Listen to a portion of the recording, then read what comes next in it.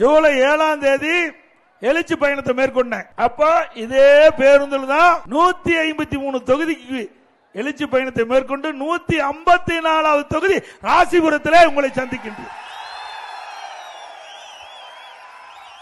அறிவிச்சவர் திரு தங்கமணி சொன்னதை போல இன்றைக்கு நகரத்துக்குள்ள நுழைந்து இந்த இடம் வரை 1 மணி நேரம் மக்கள் வெள்ளத்தில் நீந்தி வந்து உங்களை சந்தித்தேன்.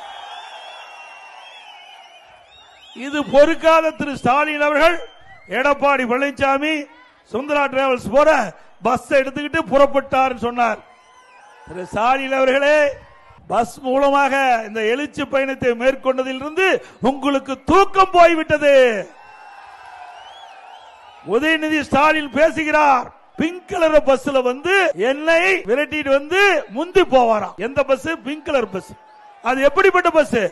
ஓட்ட இன்னைக்கு மழை பெஞ்சா ஒழுகும், மேற்கூரை தானா காற்றில் பறக்குது, டயரோட கலந்துகிட்டு போகுது. சென்னையில ஒரு பெண்மணி கீழே இருக்கிற ஃபுட்பால் அது உடைஞ்சி அந்த அம்மா நடந்து ஓடிட்டே இருந்து நல்ல வேலைக்கு சத்தம் போட்டு டிரைவர் நிறுத்தினால உயிர் தப்பிச்சாங்க. அப்படிப்பட்ட பேருந்துல அவர் பயணம் செஞ்சு விரட்டி நம்ம பிடிக்கிறாராம்.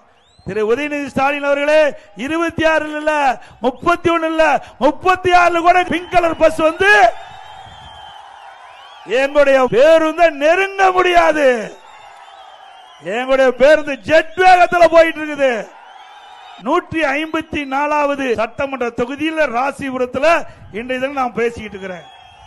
இந்த பிங்க் கலர் பேருந்து என்ன நிலையில் இருக்குதுன்னு கூட தெரியாத நீங்க பேசிட்டு இருக்கிறீங்க. பிங்க் கலர் பேருந்து என்ன கண்டிஷன் இருக்குதோ அதே கண்டிஷன் தான் திமுக கட்சி இருக்குது.